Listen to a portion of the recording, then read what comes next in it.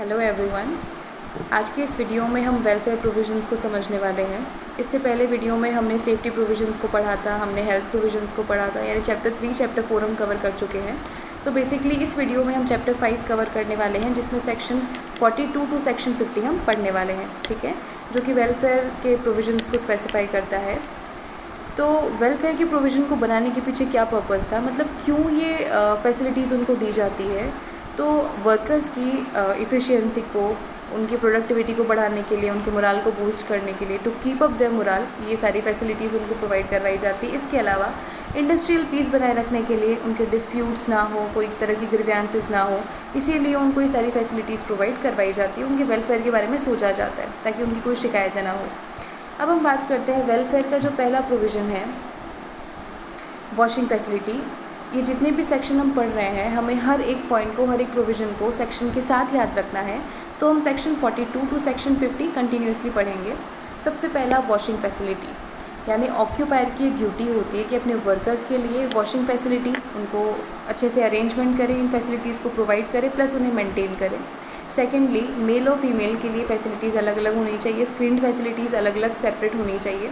Then number 3, ये साफ़ सुथरी होनी चाहिए, फैसिलिटीज़ क्लीन होनी चाहिए। नंबर 4, ये एक्सेसिबल होनी चाहिए, ठीक है, आपकी पहुंच में होनी चाहिए, वर्कर्स की पहुंच में होनी चाहिए। सेकेंड हम बात करते हैं facilities for storing and drawing clothes. Workers जो कपड़े पहन के आते हैं, फैक्ट्री में कपड़े पहन के आते हैं, फैक्ट्री में काम करते टाइम पे, यानी अपने during the course of work वो क्या करते हैं, अपने कपड़ों को चेंज कर लेते हैं। ऐसा इसलिए क्योंकि काम करते करते उनके कपड़े गंदे हो जाते हैं, मैले हो जाते हैं, तो आके फैक्ट्री में आके अपने कपड़े चेंज कर लेते हैं। तो जब दोबारा घर जाते हैं तो कपड़े चेंज करके जाते हैं। तो इस टाइम में उनके कपड़ों को स्टोर रखने के लिए आपको एक जगह प्रोवाइड करवानी है। मतलब वर्किंग आवर्स में, वर्किंग टाइम में वो जो कपड़े नहीं पहनेंगे, उन कपड़ों को स्टोर रखने के लिए आप उनको जगह देंगे, स्पेस देंगे, फैसिलिटीज़ देंगे। प्लस अगर वो अपने कपड़े वॉश करते हैं, वॉशिंग फैसिलिटी आपने उनको क्योंकि दी है, तो अगर अपने कपड़े वॉश करते हैं तो उन गीले कपड़ों को सुखाने के लिए, ड्राइंग के लिए भी आपको उन्हें फैसिलिटी देनी होगी। Okay. Then number 3, facilities for sitting. Section 44 कहता है कि उनको बैठने के लिए भी आप फैसिलिटी प्रोवाइड करवाएंगे। कुछ ऐसी फैक्ट्रीज़ होती है जहाँ पे वर्कर्स पूरा दिन खड़े खड़े काम करते हैं, स्टैंडिंग पोजीशन में काम करते हैं, मशीन पे पूरे दिन स्टैंडिंग पोजीशन में काम करते हैं। तो उन वर्कर्स को आप अगर सिटिंग अरेंजमेंट प्रोवाइड करवाएंगे तो काम करते करते बीच में उनका कुछ रेस्ट भी हो जाएगा, ठीक है। तो रेस्ट के लिए आपको उन्हें सिटिंग अरेंजमेंट प्रोवाइड करवानी चाहिए। सेकेंड इम्पॉर्टेंट बात है कि अगर चीफ़ इंस्पेक्टर को ऐसा लगता है, कभी चीफ़ इंस्पेक्टर इंस्पेक्शन पे आते हैं और उनको ऐसा लगता है कि एक पर्टिकुलर क्लास ऑफ वर्कर है, या फिर किसी एक पर्टिकुलर वर्क रूम में जो वर्कर्स काम करते हैं, अगर वो बैठ के भी काम करेंगे तो भी वो एफिशिएंटली काम कर पाएंगे। तो जो चीफ़ इंस्पेक्टर है, ये ऑक्यूपायर को ये ऑर्डर दे सकता है कि एक स्पेसिफिक डेट से पहले आप इनकी सीटिंग अरेंजमेंट कर देंगे, ठीक है। नेक्स्ट है फर्स्ट एड अप्लायंसेस। हर एक फैक्ट्री के लिए ये मैंडेटरी है, कंपलसरी है, ठीक है, ये ऑब्लिगेटरी है कि उन्हें अपने वर्कर्स के लिए first aid appliance, first aid box है, फर्स्ट एड कबर्ड है, उन्हें प्रोवाइड करवाना होगा। सेकेंड इंपॉर्टेंट थिंग, ये जो फर्स्ट एड बॉक्स होता है, कबर्ड होता है, इसमें प्रिस्क्राइब कंटेंट होना चाहिए। जितनी भी ज़रूरी चीज़ें होती है, डेटॉल है, कॉटन है, जो भी इंपॉर्टेंट चीज़ें होती है, वो सारी चीज़ें कंटेन होनी चाहिए इस बॉक्स में, इस कबर्ड में। देन इसके अलावा एक इम्पॉर्टेंट बात कि हर 150 वर्कर के लिए कम से कम एक बॉक्स या कबर्ड का होना ज़रूरी है, फर्स्ट एड बॉक्स या कबर्ड का होना ज़रूरी है। जहाँ पे 150 वर्कर काम करते हैं वहाँ पे कम से कम एक फर्स्ट एड बॉक्स या कबर्ड होगा। देन इसके अलावा इस कबर्ड को, इस बॉक्स को, इसकी कस्टडी किसके पास होगी, एक इंचार्ज होगा, ठीक है। वो इंचार्ज वो ऐसा कोई पर्सन होगा जो रिस्पॉन्सिबल होगा, जिसके पास सर्टिफिकेट होगा, और वो सर्टिफिकेट उसको किसने दिया है, स्टेट गवर्नमेंट ने दिया है, ठीक है। स्टेट गवर्नमेंट अगर उसको फर्स्ट एड ट्रीटमेंट के लिए कोई सर्टिफिकेट देती है, उस सर्टिफिकेट के साथ में वो एक फैक्ट्री में उसके पास ये इंचार्ज बन सकता है, first aid appliances, first aid box और कबर्ड को अपनी कस्टडी में रख सकता है, इनको यूज़ कर सकता है। नेक्स्ट, इसके अलावा he should be available at working hours, यानी आपने जिसको इंचार्ज बनाया है, जो ये फर्स्ट एड ट्रीटमेंट करेगा, वो वर्किंग आवर्स में अवेलेबल होना चाहिए। इसके अलावा अगर आपकी फैक्ट्री में 500 या 500 से ज़्यादा वर्कर्स एम्प्लॉयड होते हैं तो एक एम्बुलेंस फैसिलिटी भी प्रोवाइड करवानी होगी, जिसमें जो प्रिस्क्राइब साइज़ की होनी चाहिए, जिसमें प्रिस्क्राइब कंटेंट होना चाहिए, ठीक है। और इस एम्बुलेंस का भी एक इंचार्ज बनाएंगे आप, यानी जो बिल्कुल प्रॉपरली क्वालिफाइड नर्सिंग स्टाफ होता है, उस स्टाफ को हम इस एम्बुलेंस का इंचार्ज बना देते हैं, ठीक है। नेक्स्ट हम बात करते हैं सेक्शन 46 कैंटीन के बारे में।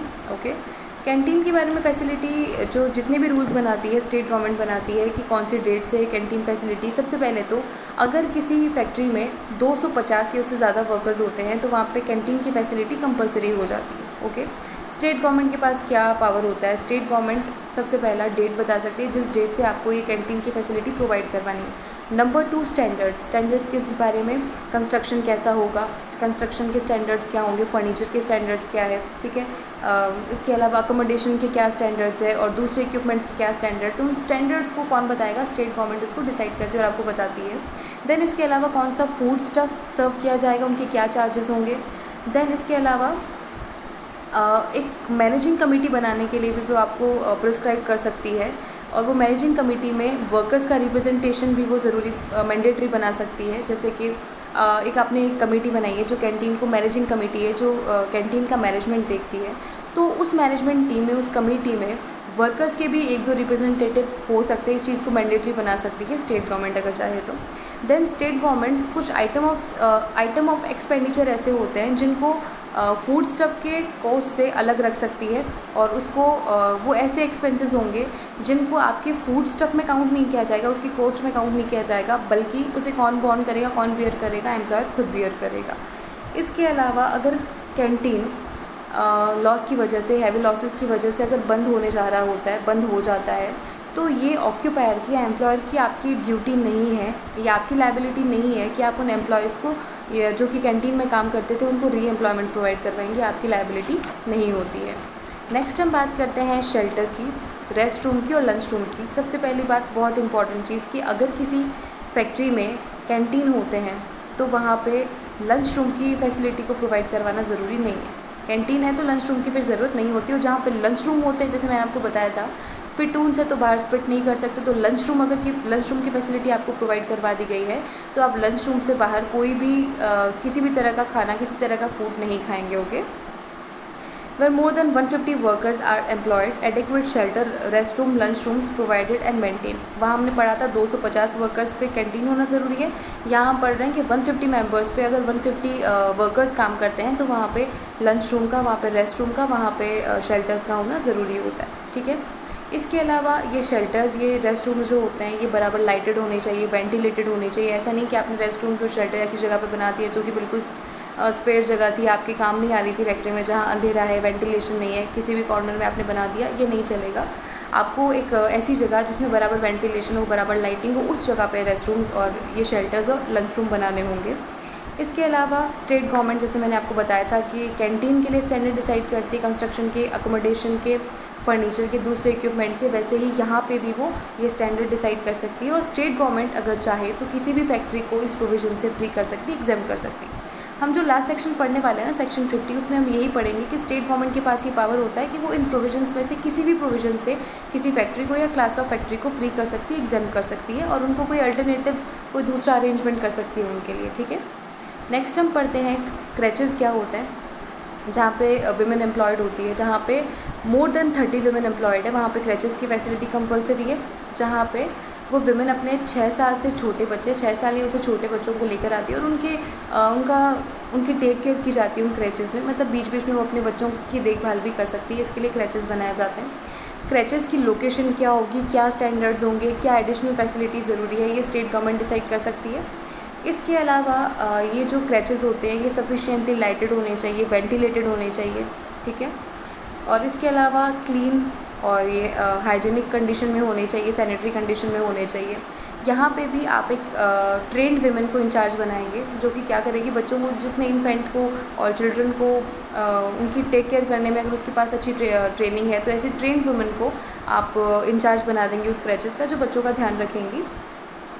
और इसके अलावा यहाँ पे प्रोविज़न बनाए जाते हैं। प्रोविज़न्स क्या है क्रैचेस के लिए, कि बच्चों के कपड़े वॉश करने के लिए और उनके कपड़ों को चेंज करने के लिए फैसिलिटी भी प्रोवाइड करवाना ज़रूरी है। प्लस बीच बीच में अगर फीडिंग ज़रूरी होती है और उनके लिए क्या नेसेसरी इंटरवल्स है वो भी गवर्नमेंट डिसाइड कर सकती है, स्टेट गवर्नमेंट डिसाइड कर सकती है। और उन इंटरवल्स में जो विमेन है वो अपने बच्चों को फीड करने के लिए आएगी, फीडिंग फैसिलिटी भी प्रोवाइड करवाई जाती है। इसके अलावा उनके जो छोटे बच्चे होते हैं उनके लिए फ्री मिल्क या रिफ़्रेशमेंट या बोथ इनकी फैसिलिटी भी प्रोवाइड करवाई जा सकती है, लेकिन ये रूल स्टेट गवर्नमेंट इनको कंपलसरी भी बना सकती है और इनको ऑप्शनल भी बना सकती है। इसके अलावा वेलफेयर ऑफिसर्स यानी जो आपका सेक्शन 49 है वेलफेयर ऑफिसर्स, वेलफेयर ऑफिसर की ड्यूटी ये होती है कि वो इस चीज़ का ध्यान रखता है, इस चीज़ को चेकआउट करता है कि जो वेलफेयर प्रोविजंस बनाए गए हैं क्या वो सही से उन्हें प्रोवाइड करवाया जा रहा है कि नहीं जा रहा है, उनको सही से मेंटेन किया जा रहा है कि नहीं जा रहा है। मतलब ये जो फैसिलिटीज़ वर्कर्स के लिए इस एक्ट में बनाई गई है, ये जो प्रोविजंस बनाए गए हैं, क्या इनको सही से फॉलो कर रहा है कि नहीं कर रहा हो, कि इसका ध्यान रखता है वेलफेयर ऑफिसर। तो जहाँ पे 500 या 500 से ज़्यादा वर्कर्स एम्प्लॉयड होते हैं वहाँ पे prescribe number of welfare officers का होना ज़रूरी है। ठीक है। नंबर 2, स्टेट गवर्नमेंट इनकी ड्यूटीज़, इनके क्वालिफ़िकेशन, इनके कंडीशन ऑफ सर्विसेज क्या होंगे इसको डिसाइड कर सकती है, लेकिन स्टेट गवर्नमेंट के पास ये राइट नहीं है कि इनके रिक्रूटमेंट के बारे में वो कोई किसी तरह के कोई डिसीजन ले या उसको उनको प्रिस्क्राइब करे, क्योंकि मतलब जैसे इनका रिक्रूटमेंट के क्या मेथड्स होंगे, क्या प्रोसीजर है, ये पूरा का पूरा डिसीजन लेता है ऑक्यूपायर। इसमें कहीं पे भी स्टेट गवर्नमेंट इंटरफेयर नहीं कर सकती उनके रिक्रूटमेंट की प्रोसेस में और मेथड में। ठीक है।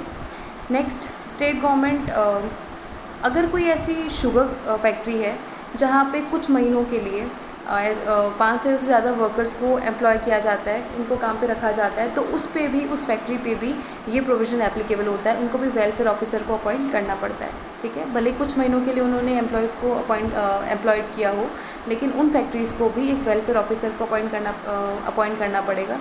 और जो लास्ट आपका सेक्शन है, सेक्शन नंबर 15, वो ये कहता है कि स्टेट गवर्नमेंट के पास ये राइट है कि इन प्रोविज़न में से किसी भी प्रोविज़न से किसी फैक्ट्री को या क्लास ऑफ फैक्ट्री को वो फ्री कर सकती है, एग्जाम कर सकती है, और अगर एग्जाम कर देगी तो अल्टरनेटिव कोई दूसरे अरेंजमेंट उनको सजेस्ट कर देगी कि इसके अलावा मतलब इन फैसिलिटीज़ के अल्टरनेटिव आप कौन सी फैसिलिटीज़ अपने वर्कर्स को प्रोवाइड कर सकते हैं। आई होप आपको वेलफेयर के लिए जो प्रोविजंस है वो समझ में आ गए हैं। एक बात आपको अच्छे से समझ लेनी है कि हर एक प्रोविज़न को हमें सेक्शंस के साथ याद रखना है। सेक्शन 42 टू सेक्शन 50 वेलफेयर के प्रोविजंस को स्पेसिफाई करता है। Thank you so much.